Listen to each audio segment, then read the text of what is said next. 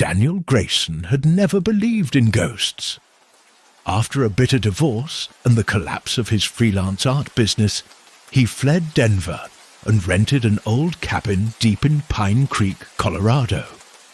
It was supposed to be quiet, healing, peaceful, a place where the ghosts in his head could finally shut up. The cabin was cheap, too cheap. A fully furnished 2-bedroom with a wood-burning fireplace surrounded by pines.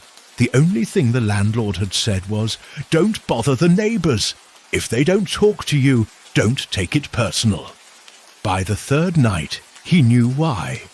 At 4:11 a.m., Daniel sat bolt upright in bed. A scream, a woman's scream, long, piercing, not panicked, but full of rage, pain, horror. He jumped out of bed, checked the door, scanned outside with a flashlight.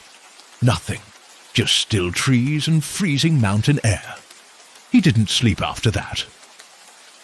The next morning, he asked the clerk at the local gas station about it. The man froze, then said, "Wind echoes weird here. Don't worry about it." But the look in his eyes told a different story. The scream came again the next night, exactly 4:11 a.m. This time Daniel was ready, phone in hand, voice recorder running. He heard it, clear as day. But when he played back the recording, silence. No scream, no static, not even wind. Just nothing. Over the next 3 nights, it kept happening. 4:11 a.m. sharp. He stopped sleeping, started pacing, making notes. What kind of sound only happened in your ears, not on a mic? Or worse, what kind of scream didn't want to be remembered? The name in the newspaper. Obsessed, Daniel dug through the town archives at the tiny local library.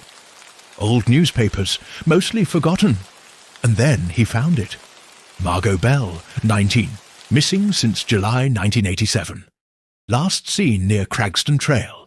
Time of disappearance, estimated 4:11 a.m.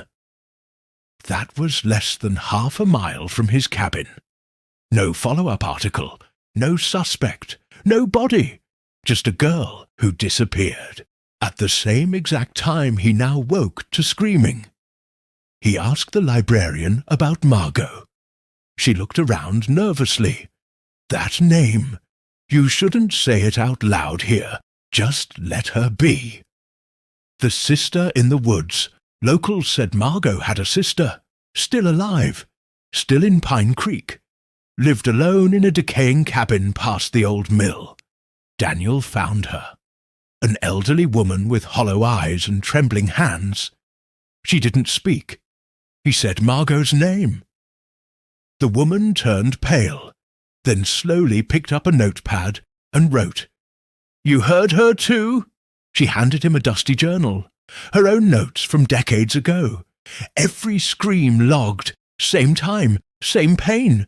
Margot was buried alive. Their stepfather had done it, in a drunken rage, and the family had covered it up. The sister had lived with the guilt ever since. Margot's final breath was at 4:11 a.m., the truth beneath. Daniel rushed home, his hands shaking.